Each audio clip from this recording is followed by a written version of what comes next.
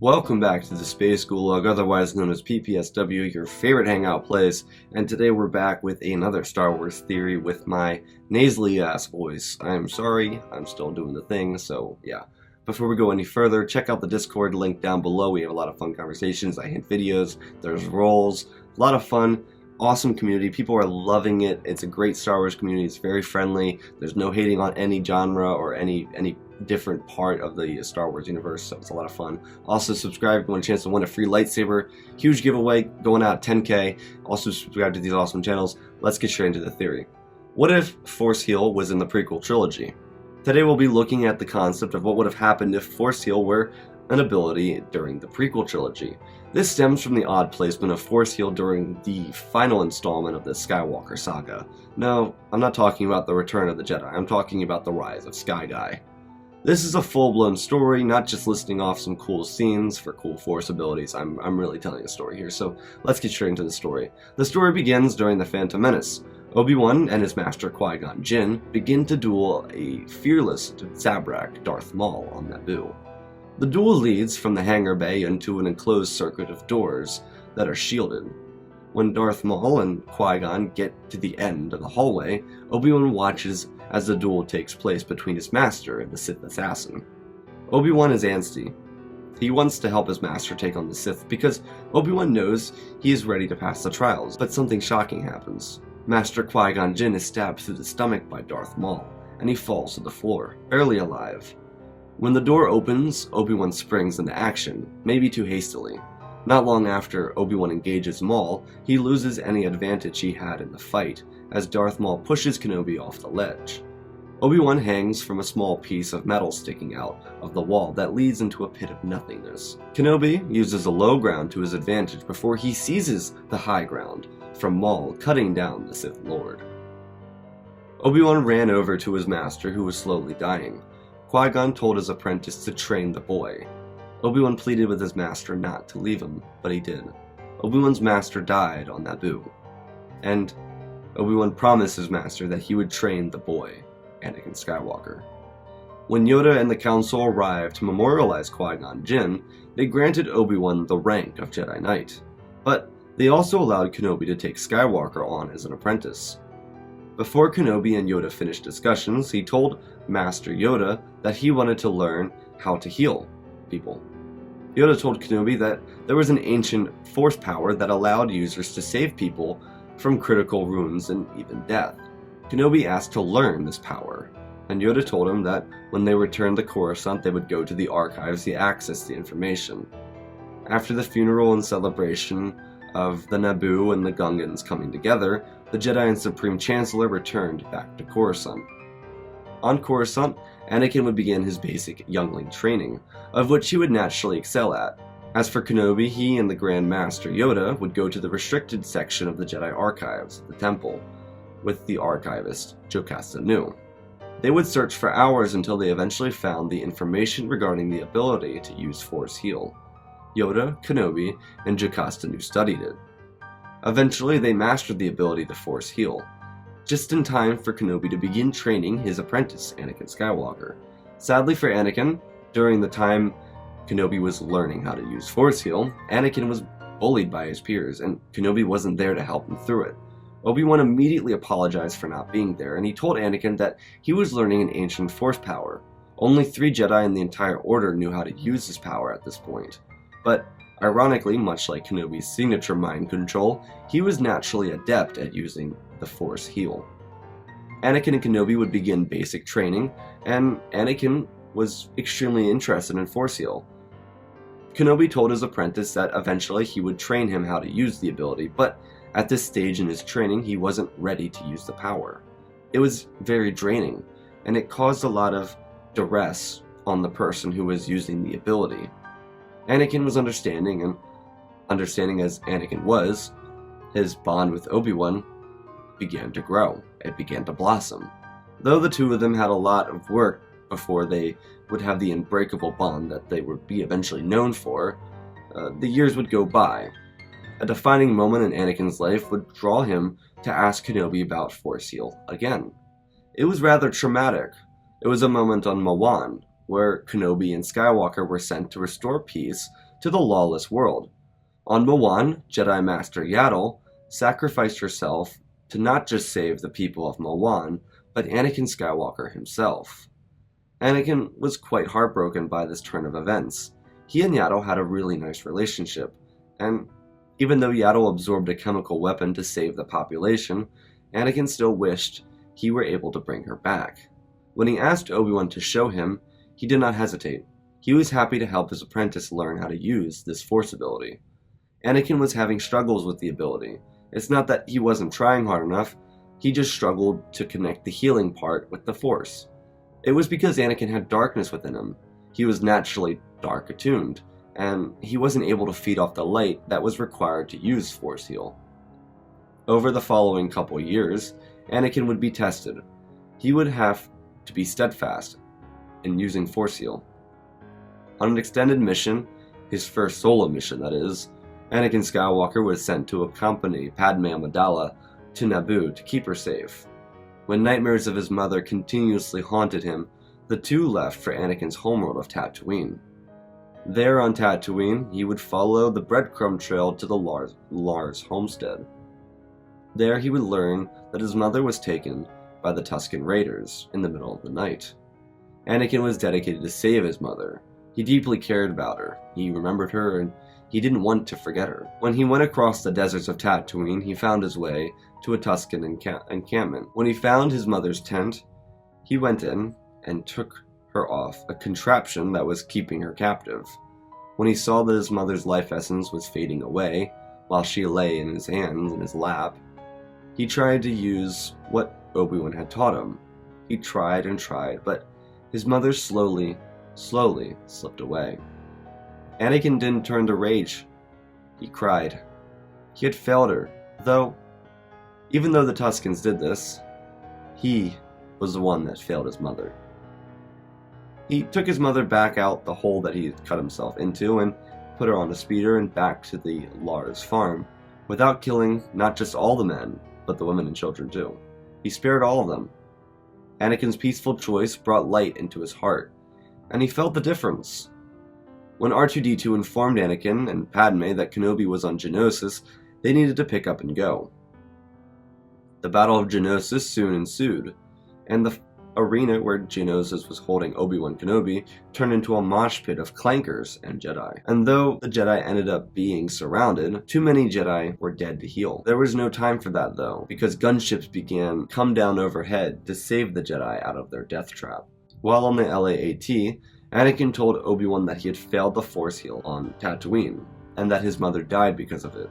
Obi-Wan put a hand on Anakin and told him that it was okay, and that he was sorry for his loss. Obi-Wan then asked Padme for permission to heal her back, and she approved. Obi-Wan took Anakin's hand and placed it on Padme's back, and then Obi-Wan told his apprentice to close his eyes. They both did. Obi-Wan then told Anakin to feel the living Force flow through him. Not just flow through him, but flow through him into another person. Obi-Wan then took his hand off of Anakin's hand, and as Anakin opened his eyes, he saw the wound begin to disappear. Anakin was amazed. He gave Kenobi a hug and thanked him. Padme also thanked Anakin for healing her back. The rest of the Battle of Geonosis played out the same, though after Dooku beat Obi-Wan and Anakin to flee the planet, Yoda used Force Heal on Kenobi and Anakin to bring Anakin's arm back and heal Obi-Wan's wounds that he suffered from the duel with Dooku. The Clone Wars began, and the Jedi were now at war. Few of the Jedi had learned Force Heal, but now all of the Masters on the High Council were fluent in the ability to use Force Heal. The war would play out very similarly. The Jedi were only touching the surface of their capabilities of Force Heal, though the clones had a hard time understanding why the Jedi couldn't heal all their brothers. The Jedi who were efficient could heal several of the wounded men, but the clones didn't understand how the Jedi couldn't heal everyone.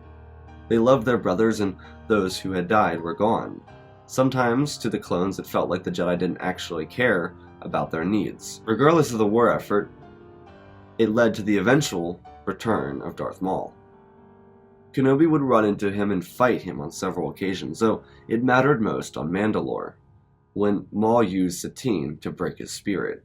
When he stabbed her with a lightsaber, Kenobi was ready. He didn't fall into darkness, but as a mirror to the death of his master, Kenobi reversed the outcome. He knelt down to Satine, and as she let out her dying breaths, he healed her and kept her alive. Though before she could fully rise from the wound with life, Kenobi used the Force to sedate her, to hide her life force from Maul. Maul laughed and laughed without realizing what Kenobi had done. When the dead body of Satine was dragged away, she was able to get up and get away. Satine escaped with Kenobi with the aid of Bo-Katan. They both escaped to Coruscant. With Satine on Coruscant, Obi-Wan was full of love and happiness. He had saved the woman he had cared about most from the clutches of evil. He truly loved Satine, and she truly loved him. But it were time she confronted the Galactic Republic and asked for aid for her people by joining the Galactic Republic. This change would completely alter the outcome for Mandalore and for Maul. With Satine safe on Coruscant, Kenobi would return to Mandalore, flanked by the 212th and 7th Sky Corps. The siege of Mandalore would catch Maul and the criminal underworld off guard. As Bo-Katan's people fought for Mandalore, the Republic's aid would cripple the Black Suns, Pike Syndicate, and push Maul's Mandalorians to the breaking point. As for Kenobi, he would duel Darth Maul for a final time. The duel would be flashy as ever. Maul would gain an offensive, and Kenobi would use Maul's arrogance against him. Kenobi would eventually beat Maul back and pull the Darksaber from Maul's belt and cut down the Sith Lord, but not in cold blood. The rivalry would end, and Darth Maul would have died at the hands of Obi-Wan Kenobi. As for Kenobi, he was now the rightful ruler of Mandalore, and much like Ki-Adi-Mundi's several wives, Kenobi was able to break the rules of the Jedi Code with specific reason. Kenobi married Duchess Satine so that the Darksaber could belong back into the Kryze clan, instead of with the Jedi where it didn't belong. Though for Kenobi this was quite the welcome surprise. After all, he did love Satine and was able to marry her, and it positively impacted her people as well. Satine was eternally grateful for Kenobi saving her life and bringing Mandalore to a new age of peace. Satine would allow her resentful sister to create a military force to honor the Mandalorian tradition, while also remaining a peaceful planet, a part of the Greater Republic. Shortly after, Anakin and Padme would have struggles when Padme had to work with a separatist named Rush Clovis. Clovis and Padme had a relationship kind of thing in the past, and Anakin was certainly protectful of his wife. One night during this excursion for Padme, Rush made a move on her as Anakin walked into the room. Enraged by the sight of this, Anakin blacked out in a fit of rage and got into a fistfight with Rush Clovis, beating him almost to death. When Anakin came back from the darkness, the light evaporated the darkness, and he apologized to Rush for almost killing him. And he knelt down next to Rush and performed a force heal on Clovis. As security arrived within the apartment, Rush told them that someone broke in and Anakin had saved them both. Rush feared Anakin, but also thanked him for healing him. Padme wasn't thrilled about the lash out from her husband, but she was grateful that he was able to refrain from this rage to help Rush after almost killing him. Padme didn't propose a breakup, keeping her and Anakin's bond strong and solidified. Almost a year later, again on Coruscant, a rogue clone escaped into the underbelly of Coruscant. CT-5555 was on the run after attempting to assassinate the Chancellor. When he lured Jedi General Anakin Skywalker and Captain Rex into a warehouse in the lower levels of Coruscant, he revealed what he knew. Though Fives' calm demeanor changed when Commander Fox and troopers of the Coruscant Guard rushed in to arrest Fives. When Fives went for a gun to defend himself, Commander Fox shot Fives through the chest. When a shock trooper shot the ray shield that was holding Anakin and Rex, Rex immediately went to Fives' aid. Anakin told the Coruscant Guard to leave and get a medic, ordering all of them, to leave the warehouse. As they turned and left, Anakin told Rex to keep them away from the warehouse. Rex was upset because he wanted to be by Fives' side in his final moments, but Anakin assured him that Fives would be okay. As Anakin knelt down next to Fives, holding his hand and putting another on the bullet wound, he healed the trooper. Fives regained consciousness and looked at the general that had saved him, and thanked him. Anakin told Rex that they needed to get Rex at the Jedi Temple to further evaluate what it was that Shaak Ti was so interested in, and what it was that ARC Trooper Fives had to say. When Rex and Anakin got Fives to the shuttle, he continued ranting on about what it was that the Kaminoans had done to the clone army, and what it was that he had theorized about Palpatine's involvement. Anakin, Fives, and Rex went before the Jedi Council to reveal this information. Obi-Wan then reminded the Council of what Count Dooku had told him on Geonosis about the Sith Lord being at the top of power in the galaxy. Anakin was disappointed to hear his master say this, but at the same time, all the evidence was against the Chancellor. After Fives, who was injected by Nala Se with some kind of drug, was calming down and speaking more elegantly about what he had discovered, the Jedi would take Fives in front of the Chancellor, accompanied by the entire present Jedi Council. The Chancellor couldn't deny the charges put onto him. He also couldn't do anything because there were too many Jedi. The Jedi then had the Senate come together and have Fives testify against Palpatine. This would work better than anyone ever thought it would. The Senate would vote against Palpatine, having him removed from power. When he was removed, Kenobi asked Satine for the final Mandalorian prison that was built to house Force users, the one that we saw at the end of Clone Wars Season 7, that held them all. With Palpatine inside, the Jedi could interrogate the Sith Lord. He couldn't do anything. He was stuck at the whim of the Jedi. They wouldn't kill him, but they would put him in stasis for the rest of time, and locked away forever. The Republic would win the Clone Wars because the Republic had restored itself under a new Supreme Chancellor. Kenobi would continue to serve Satine as her husband, and she as his wife. Anakin and Padme would eventually have twins, and Anakin would also be brought on board the High Council. His actions to swiftly save Fives so that he could reveal the truth of the war helped the Chosen One bring balance of the Force. Though he hadn't killed the Sith, his actions caused the downfall of the entire evil religion. The Jedi remained in power as the galaxy moved into peace. And that is our story. I do hope you guys enjoyed this one. This one was a lot of fun. I really think this was a cool story. I thought it was interesting, the concept having the Force heal present in the prequels, and there's so many different events where it could have made a difference, and obviously the plot armor that the movies have compared to, well, literally anything else is undeniable. I mean, everything goes by the movie's lore, and then it goes down from that. So just in the Clone Wars alone, there are several moments, and I wanted to capitalize on some of those highlighted moments from the Clone Wars show, because I think some of those moments could have really greatly affected what happened in the remainder of the Clone Wars and the remainder of time in Star Wars. And I think in this story right here, I think we really get to see what positive effects Force heal could have on the actual galaxy. I didn't want to just list off scenes, and I mentioned that at the beginning of the video, but I wanted to actually tell a cohesive story from this. Didn't really focus on anybody in particular. If I were to say someone was the main character, I think Obi-Wan was the main character in this story.